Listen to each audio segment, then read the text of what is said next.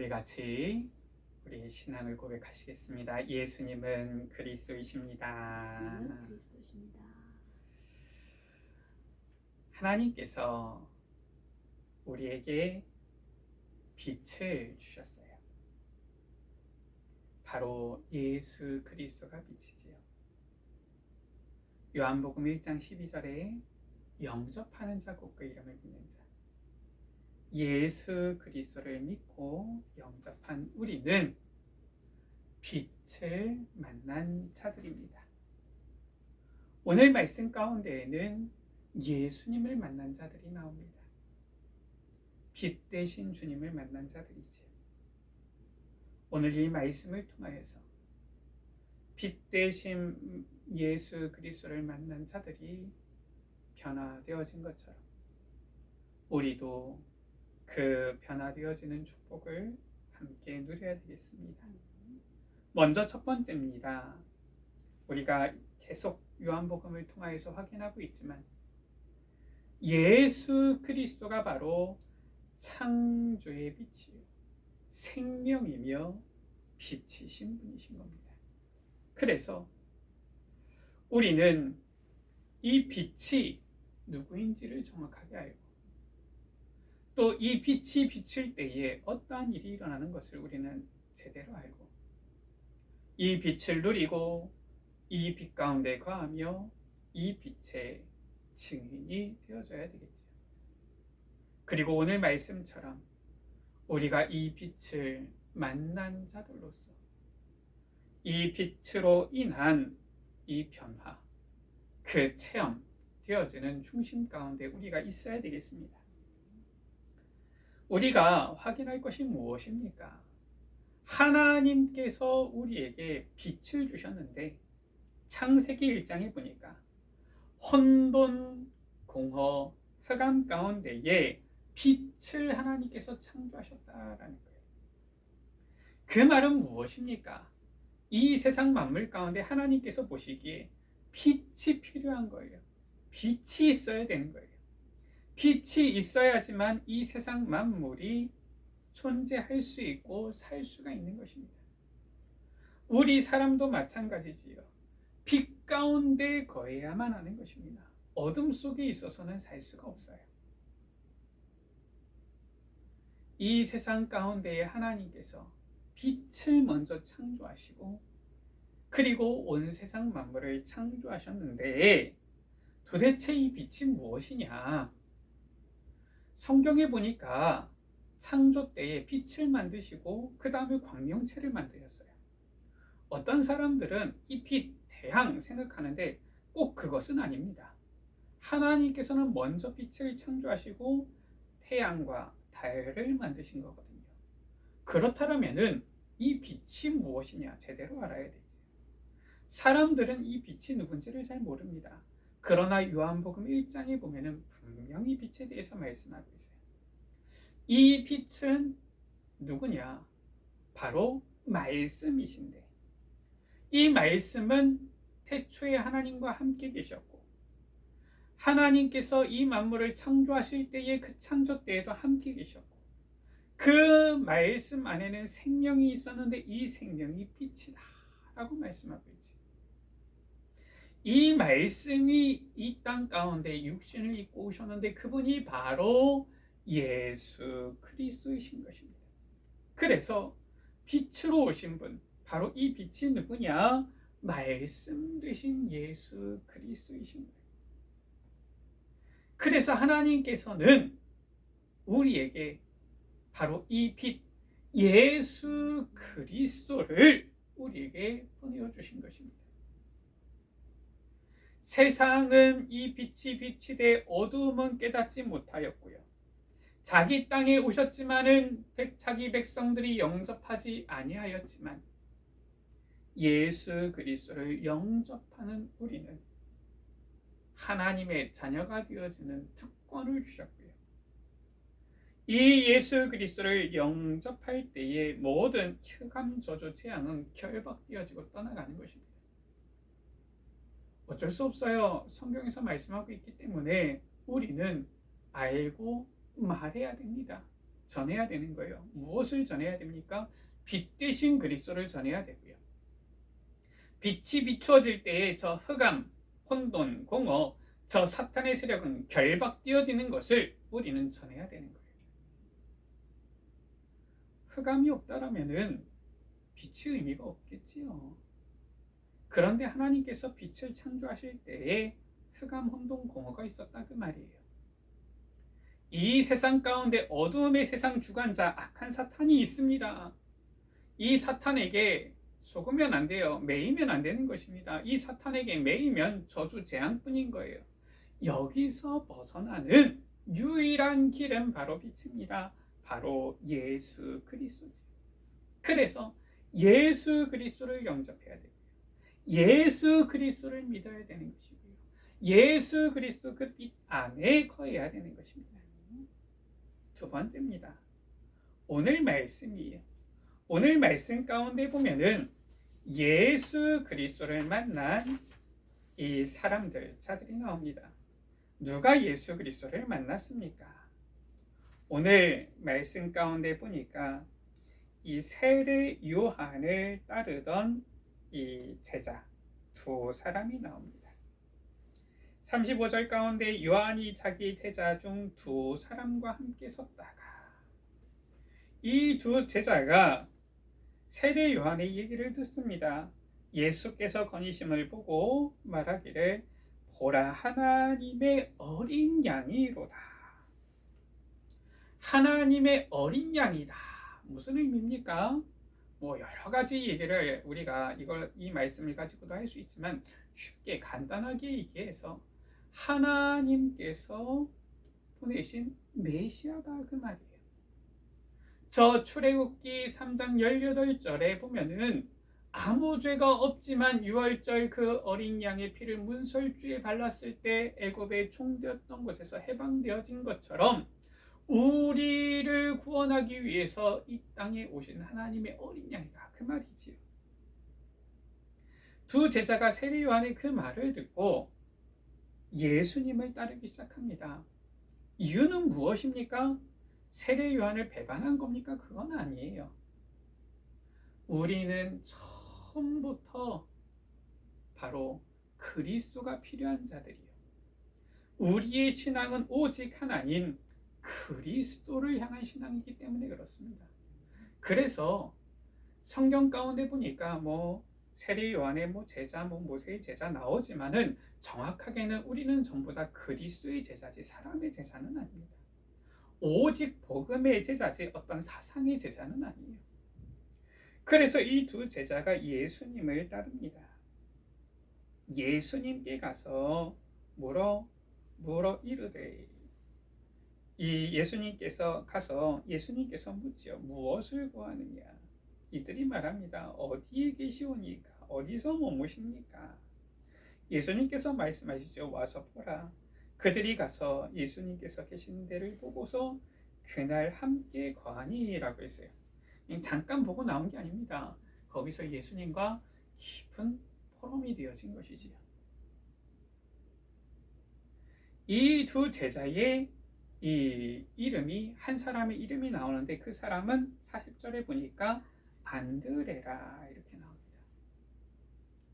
예수님을 만난 자, 세례 요한의 제자였던 두 사람 중에 한 사람이 안드레고요.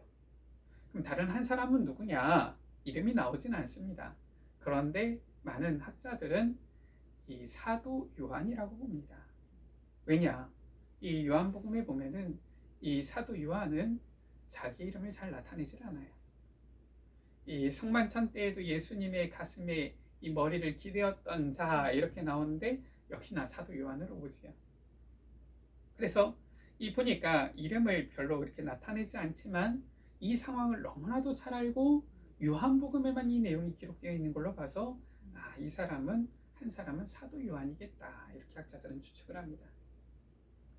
예수님을 만난 두 제자, 세례 요한을 따르다가 주님을 만난 두 제자, 바로 이 안드레와 요한은 예수님을 만나고 확신을 가졌어요. 예수님과 포럼을 나누고서 확신을 가졌습니다. 무슨 확신을 가졌습니까? 야, 바로 이분이 메시아구나. 그래서 어떻게 됐습니까? 예수님의 제자가 되어진 겁니다. 이 예수님의 제자된 자들의 특징이지요. 이 예수님을 만나고 체험한 자들은 변화가 되어지는 거예요. 어떻게 변화가 되어집니까? 예수님을 만났기 때문에 도무지 가만히 있을 수가 없어요. 참을 수가 없어요. 조용히 잠잠히 있을 수가 없습니다. 이게 바로 제자의 모습이에요. 빛을 만난 자들의 모습입니다.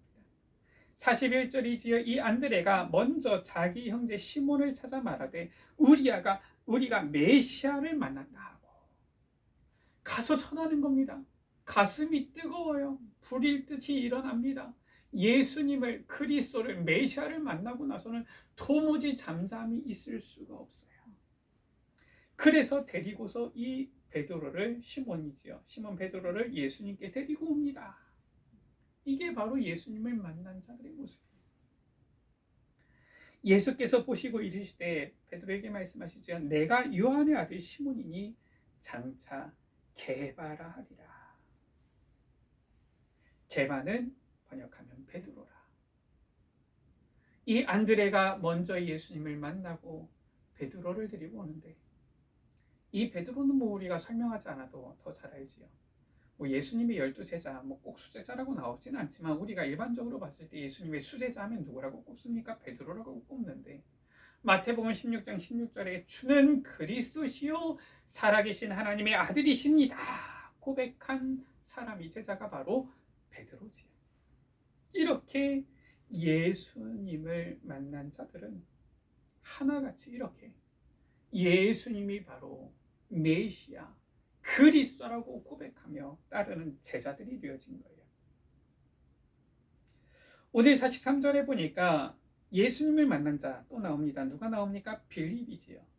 이튿날 예수께서 갈릴리로 나가려 하시다가 빌립을 만나서 말씀하십니다. 나를 따르라. 그러니까 이 빌립이 예수님을 따르기 시작한 거예요. 빌립 누굽니까? 예수님의 제자예요. 제자는 설명도 필요 없습니다. 뭐 논리적인 어떠한 설득도 필요 없습니다. 나를 따르라. 그러니까 주님을 따르는 거예요. 이게 바로 제자입니다. 예수님을 따르는 제자가 되어진 거예요. 하나같이 이 빛을 만난 자들, 예수님을 만난 자들, 제자로 변화되어지는 거예요. 이 빌립은 예수님을 따르게 되어졌는데 44절에 보니까 안드레와 베드로와 한 동네 벳세다 사람이라. 뭐 일단 이 내용이 보니까 무슨 내용일까? 우리가 추측은 해볼 수 있습니다.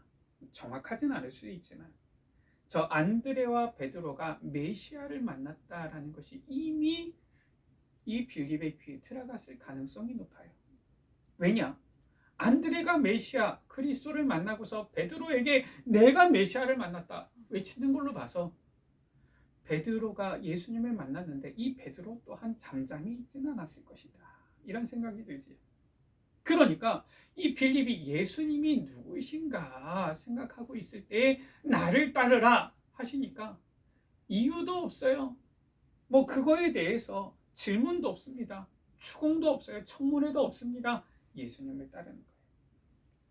45절입니다.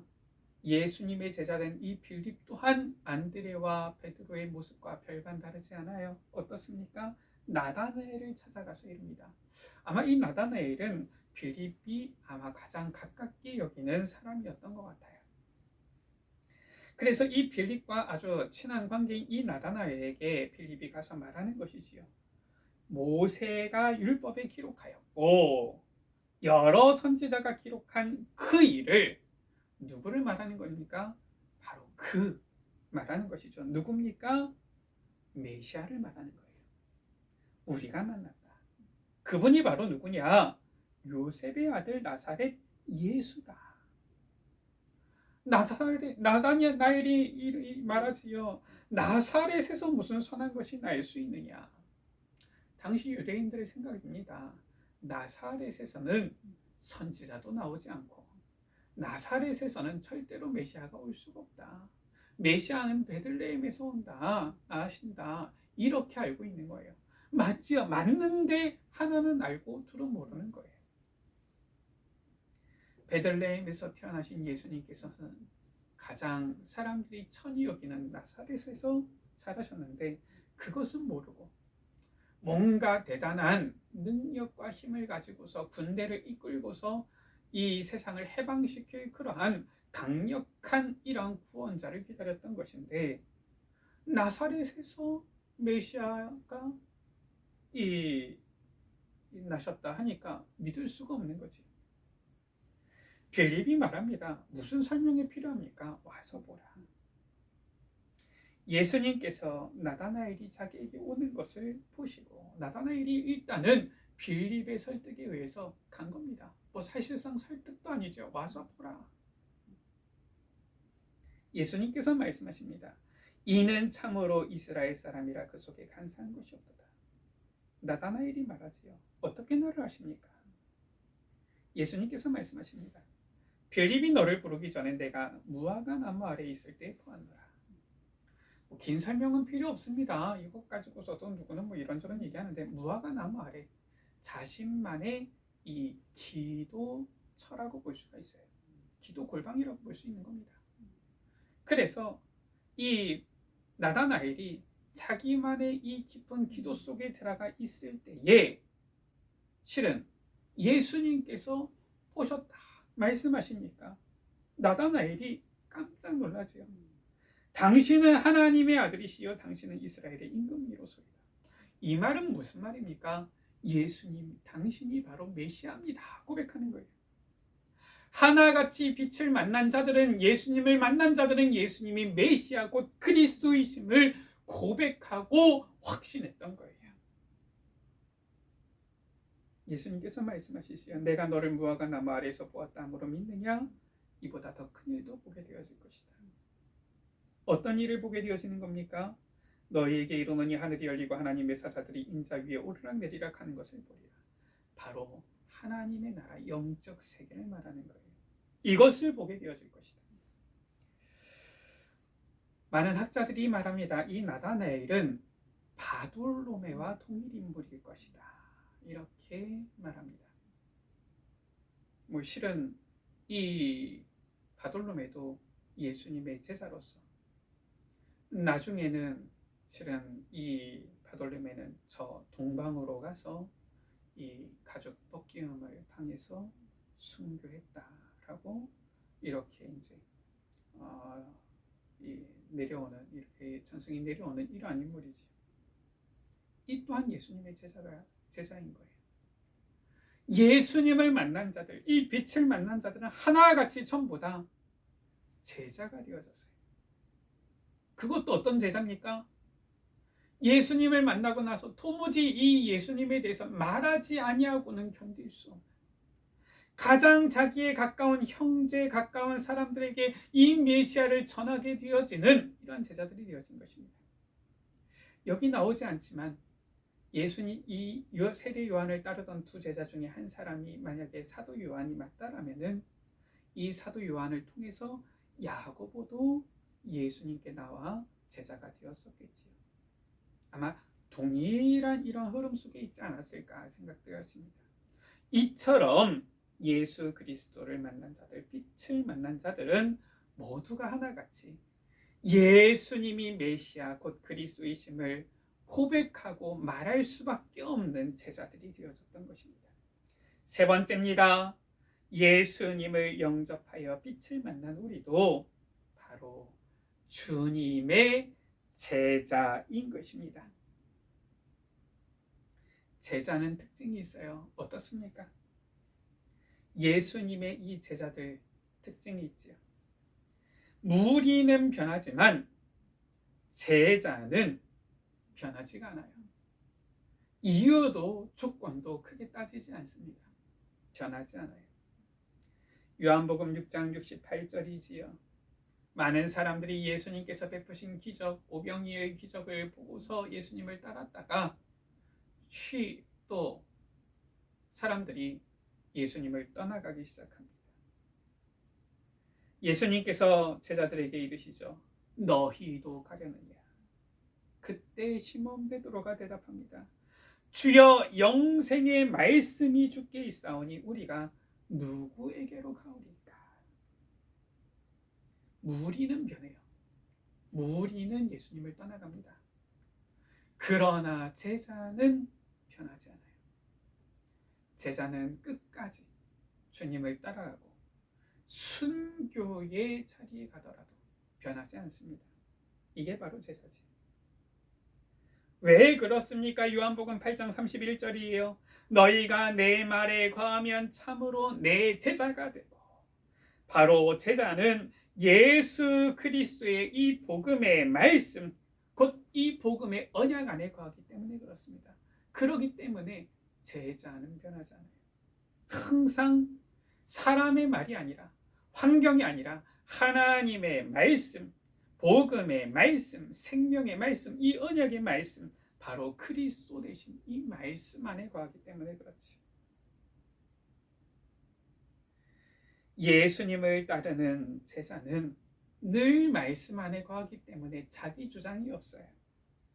항상 주의 말씀을 붙잡고 말씀을 따라 자기 십자가를 지고 따르는 자, 그들이 바로 제자인 것입니다. 마태복음 16장 24절이지요. 예수께서 제자들에게 이르시되 누구든지 나를 따라오려거든 자기를 부인하고 자기 십자가를 지고 나를 따를 것이니라. 주님을 따르는 데에는 주님을 따르는 우리 자신의 십자가가 있는 거예요. 자기를 부인하고 자기 십자가를 지고 내 주장 내 생각이 아니라 주의 말씀을 따라서 가는 것이지. 갈라디아서 2장 20절입니다. 내가 그리스도와 함께 십자가에 못 박혔나니 그런즉 이제는 내가 사는 것이 아니요 오직 내 안에 그리스도께서 사시는 것이라. 이제 내가 육체 가운데 사는 것은 나를 사랑하사 나를 위하여 자기 자신을 버리신 하나님의 아들을 믿는 믿음 안에서 사는 것이라 라고 했어요. 주님의 제자는 그렇습니다. 예수님의 제자는 자기를 부인하고 예수 그리스도가 주인 되어서 그리스도의 말씀 언약을 따라서 나아가면서 때때로 그것이 내가 짊어질 십자가라 할지라도 그 십자가를 지고 따라가는 자, 그 사람이 바로 제자지요. 예수 그리스도를 빛 되신 주님을 만난 자들은 이처럼 제자로 변화가 되어진 거예요. 말씀을 마칩니다. 예수 그리스도가 바로 생명이요 빛이십니다. 빛을 만난 자들, 바로 안드레와 요한, 그리고 베드로, 빌립과 나다나엘, 모두 예수님이 곧 메시아 그리스도이심을 알아보았고요. 깨닫게 되어졌고요. 믿게 되어졌고요. 확신하게 되어졌고요. 제자가 되어진 것입니다. 빛 되신 주님을 만나 제자가 되어진 이 예수님의 제자들과 같이 우리도 그리스도의 참 제자가 되는 우리 모든 미래 빛가족들 되시기를 주의 이름으로 축원합니다. 기도합니다. 사랑의 하나님, 우리에게 빛 되시며 생명 되신 예수 그리스도 보내어 주시고 알게 하시고 믿게 하시고 만나게 하시고 이 예수 그리스도를 이제는 주인으로 영접하여 하나님 자녀 되어지며 주의 제자가 되게 하여 주심을 감사합니다.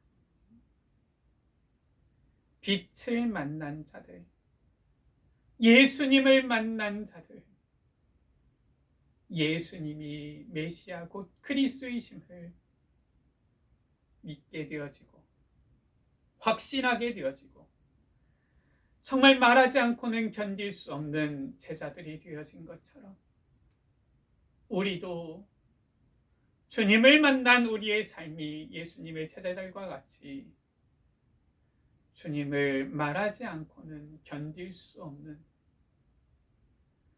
이 제자의 삶으로 변화되게 하여 주옵소서. 빛을 만난 자들은 변하지 않고 끝까지 이 복음 가운데 거하며 이 복음을 증거하는 이러한 변하지 않는 제자가 되어진 것처럼 우리도 변하지 아니하고 끝까지 주님을 따르는, 주님만을 나타내고 전하는 바로 주님의 이 제자들, 빛의 증인들이 되게 하여 주옵소서. 우리 구주 예수 그리스도의 이름으로 기도드립니다. 아멘.